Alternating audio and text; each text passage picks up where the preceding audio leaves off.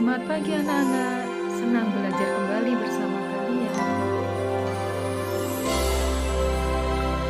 Fokus, tidak pantang menyerah, dan satu, jangan lupa makan pagi untuk energi. Buyus harap kalian tidak melupakan materi sebelumnya.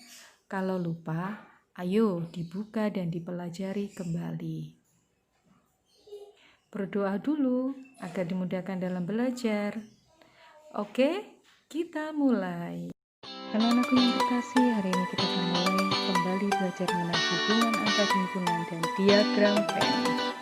Hubungan yang pertama adalah himpunan saling lepas.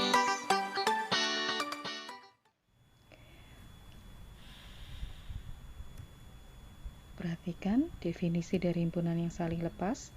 Dua himpunan dikatakan saling lepas jika keduanya tidak memiliki anggota yang sama. Atau himpunan-himpunan yang saling lepas adalah himpunan yang irisannya adalah himpunan kosong. Perhatikan antara lingkaran biru dan kuning, mereka memiliki jarak. Juga perhatikan lambang dari himpunan saling lepas. Untuk memahami, mari kita perhatikan contoh yang berikut. Himpunan A terdiri dari 1, 2, 3, dan B terdiri dari 4, 5, 6. Kalian perhatikan antara himpunan A dan himpunan B tidak memiliki anggota yang sama. Kita bisa menjawab bahwa A dan B adalah himpunan yang saling lepas.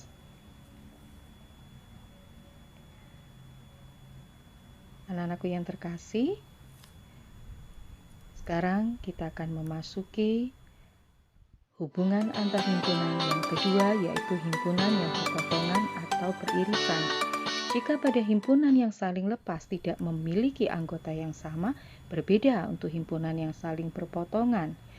Dua buah himpunan bisa dikatakan berpotongan atau saling tidak lepas apabila kedua himpunan itu mempunyai anggota yang sama atau disebut juga anggota persekutuan.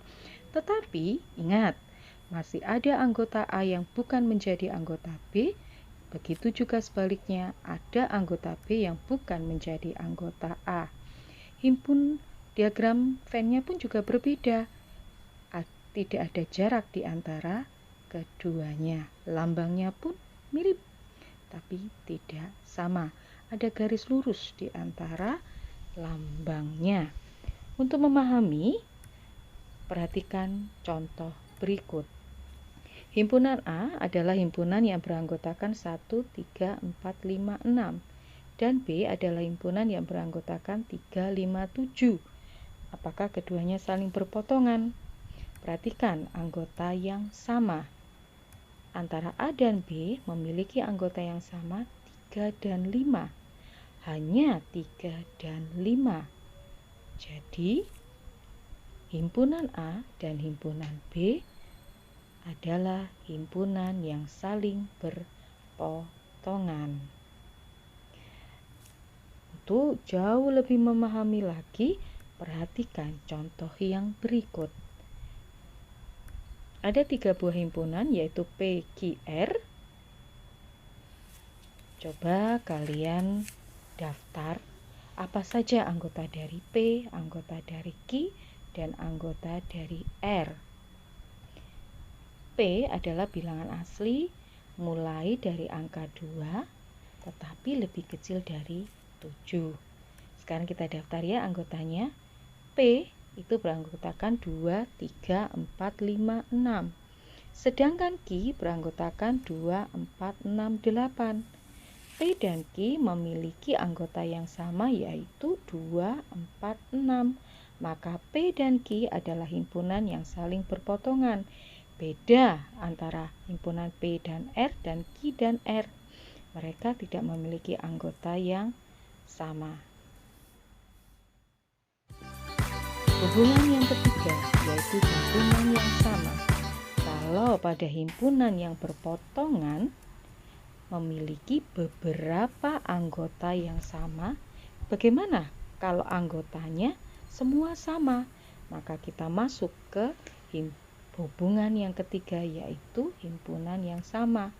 Himpunan yang sama adalah apabila dua buah himpunan itu memiliki anggota yang sama, baik jumlahnya maupun jenisnya.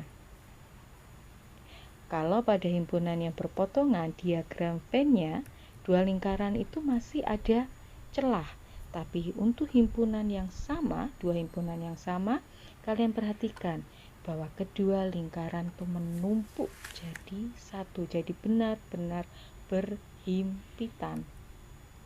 Lambangnya adalah tanda sama dengan. Sekarang perhatikan contoh berikut ini. A adalah himpunan yang beranggotakan 1, 2, 3 dan B beranggotakan 2, 1, 3. Apakah himpunan A dan B adalah himpunan yang sama? Kalian benar-benar perhatikan bahwa jumlah anggotanya sama-sama 3. Unsur yang ada di dalamnya juga sama. Maka A dan B disebut himpunan yang sama. Contoh yang kedua, P adalah himpunan yang terdiri dari huruf I, N, D, A, dan H. Sedangkan Q adalah himpunan yang beranggotakan H, A, N, D, dan I. Apakah himpunan yang sama? Keduanya memiliki jumlah anggota yang sama, unsurnya juga sama walaupun dibolak-balik. Maka P dan Q adalah himpunan yang sama. Anak-anakku yang terkasih, kita akan masuk pada hubungan yang berikutnya, yaitu himpunan yang ekivalen. Kalau pada himpunan yang sama, jenisnya sama, jumlahnya juga sama. Bagaimana kalau jumlah anggotanya sama, tapi unsur yang ada di dalamnya tidak sama? Maka kita masuk pada hubungan berikutnya, yaitu himpunan yang ekivalen. Himpunan-himpunan yang banyak anggotanya sama disebut himpunan yang ekivalen atau juga bisa disebut himpunan yang ekupoten. Jadi himpunan ekivalen adalah himpunan yang unsurnya tidak sama tapi banyak anggotanya sama. Ingat ya, jumlah anggotanya sama tetapi unsur yang ada di dalamnya tidak sama.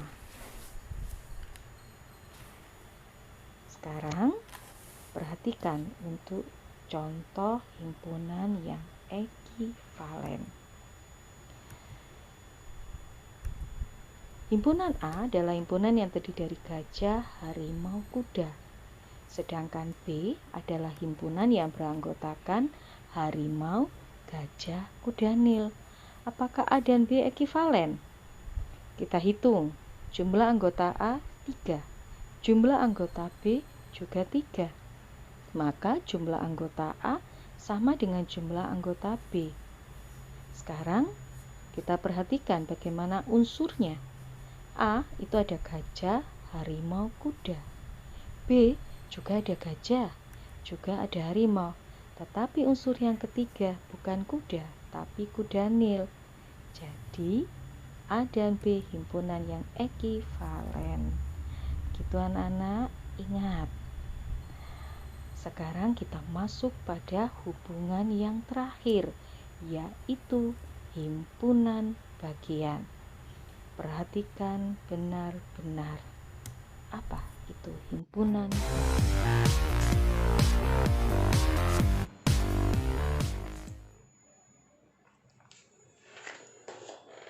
Hubungan antar himpunan yang kelima adalah himpunan bagian atau bisa disebut juga subset. Definisinya, A merupakan himpunan bagian atau subset dari himpunan B yang juga bisa ditulis sebagai A subset B. Lambang himpunan bagian mirip seperti huruf C tapi agak memanjang kedua kakinya. A merupakan himpunan bagian atau subset dari B jika semua anggota A termasuk anggota B, tetapi tidak sebaliknya. Apa maksudnya? Ada anggota B yang tidak menjadi himpunan A. bisa dilambangkan dalam diagram Venn. Jika yang berwarna merah adalah himpunan B dan yang berwarna kuning adalah himpunan A, maka kalian perhatikan semua lingkaran yang berwarna kuning masuk dalam lingkaran yang berwarna merah. Ini melambangkan himpunan bagian atau subset. Perhatikan contoh. Manakah dari pernyataan-pernyataan berikut ini yang bernilai benar? Yang A, diketahui himpunan A terdiri dari 1, 3, dan 5. Sedangkan himpunan B beranggotakan 1, 2, 3, 4, 5, dan 6.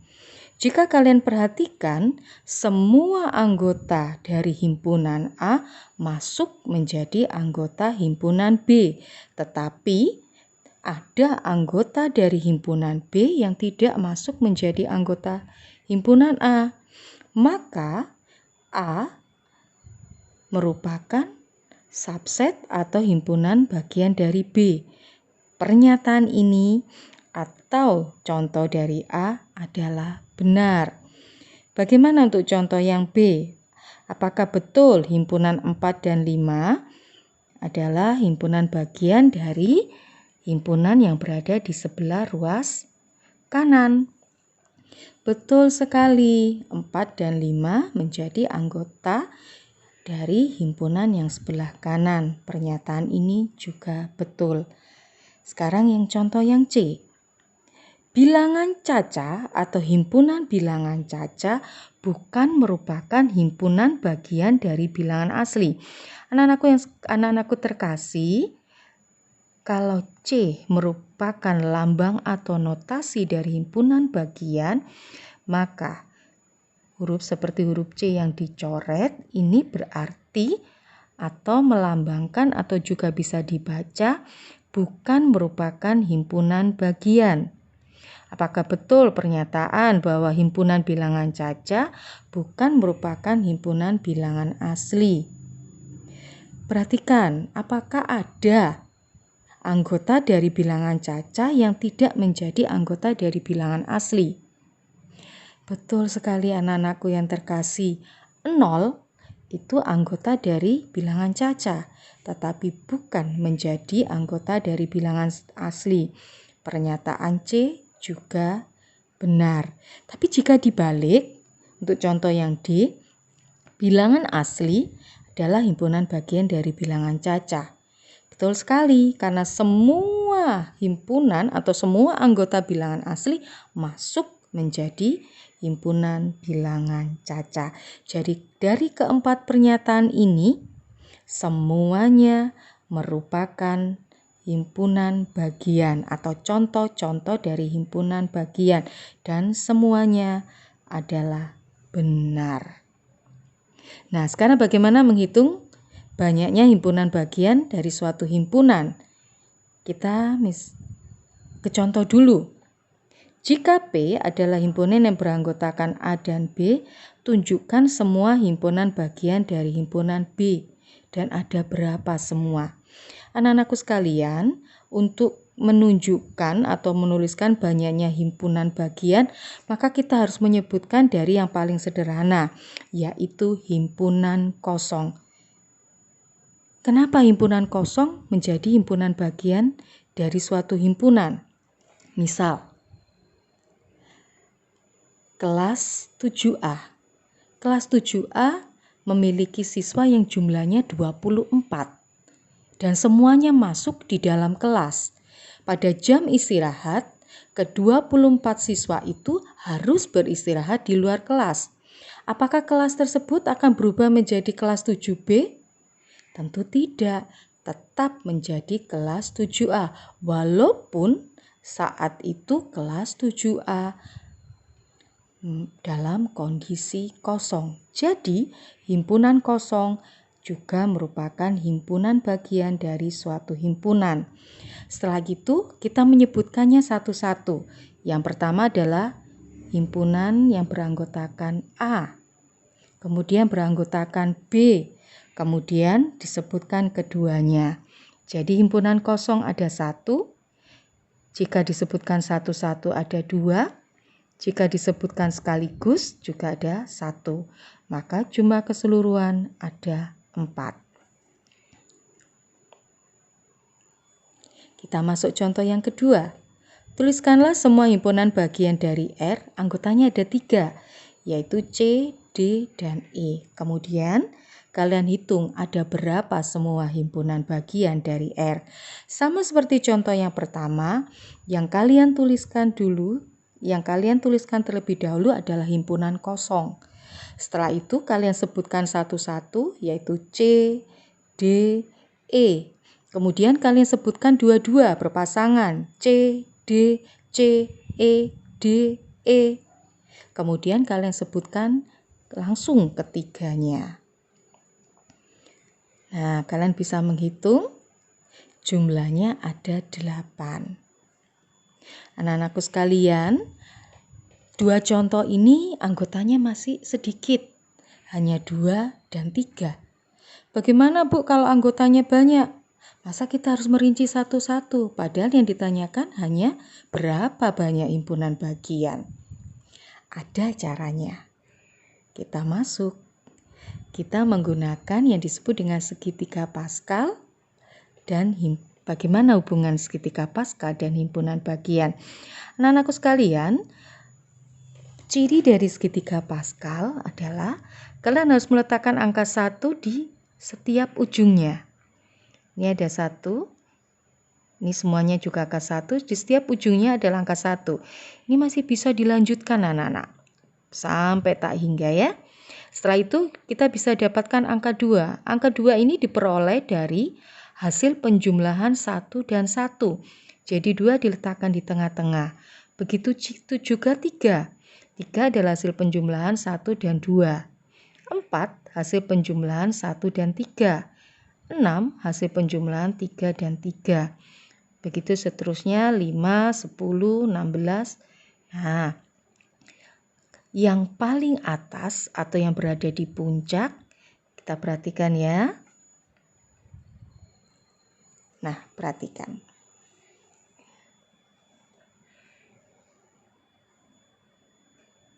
Nah, jika anggotanya adalah 0, atau merupakan himpunan kosong, maka banyaknya himpunan bagian hanya ada 1. 2 pangkat 0, 1. Jika anggotanya ada 1, maka himpunan bagiannya ada 1 tambah 1. Jika anggotanya ada 2, maka banyaknya himpunan bagian ada 1 tambah 2 tambah 1. Jika anggotanya ada 3, maka himpunan bagiannya ada 1 tambah 3 tambah 3 tambah 1. Begitu seterusnya. Secara sederhana bisa dituliskan di sebelah kanan. 1 diperoleh dari 2 pangkat 0. 1 tambah 1 hasilnya 2. 2 jika ditulis dalam bentuk pangkat, 2 pangkat 1. 1 tambah 2 tambah 1 hasilnya 4. Diubah dalam bentuk pangkat, 2 pangkat 2. 1 tambah 3 tambah 3 tambah 1 hasilnya 8. 8 jika diubah dalam bentuk pangkat menjadi 2 pangkat 3. Anak-anakku sekalian, jika kalian perhatikan, ternyata banyaknya himpunan bagian bisa dinyatakan sebagai 2 pangkat. Yang menjadi pangkat 6, 5, 4, 3, 2, 1, 0. Ini adalah pangkat. Pangkatnya diperoleh dari banyaknya anggota dari himpunan tersebut. Perhatikan baik-baik bagaimana menghitung banyaknya himpunan bagian. Kita masuk ke contoh. Dengan bantuan segitiga Pascal, tentukanlah banyak himpunan bagian dari P yang beranggotakan A, B, C, D, dan E. Anggota P ada 5. N-nya ada 5. Maka banyaknya himpunan bagian adalah 2 pangkat 5. 2 pangkat 5 kita hitung dari mana? 1 tambah 5, 1 tambah 5 tambah 10 tambah 10 tambah 5 tambah 1, hasilnya 32. Kalau yang ini tadi dari segitiga Pascal, tapi kalian bisa langsung menghitung 2 pangkat 5 menjadi 32. Bagaimana caranya, Bu? 2 pangkat 5 berarti itu artinya 2 kali 2 kali 2 kali 2 kali 2.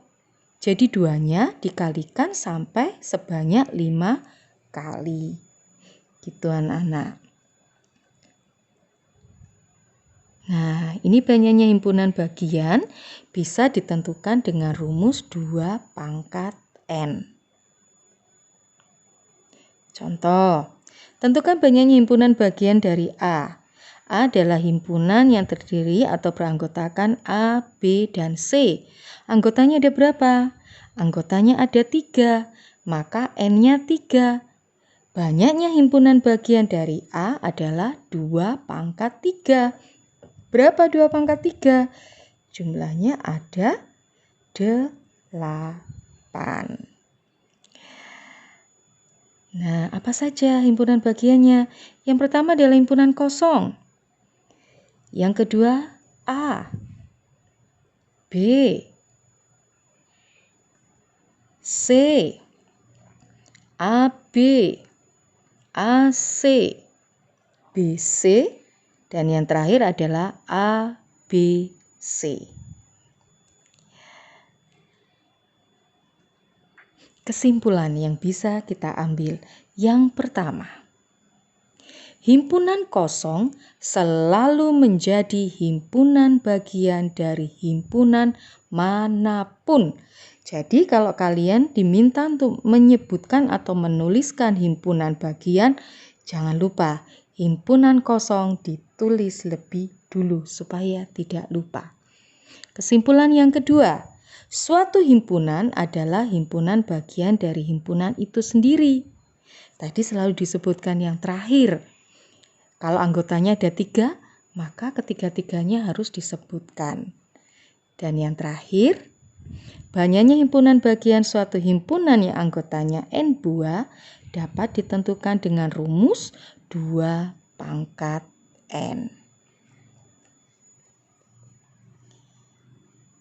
Itulah anak-anakku yang terkasih, definisi dan contoh dari himpunan bagian. Diulang-ulang terus sampai kalian benar-benar paham. Anak-anakku yang terkasih, kita sudah mempelajari banyaknya atau jenis-jenis macam-macam hubungan antar himpunan.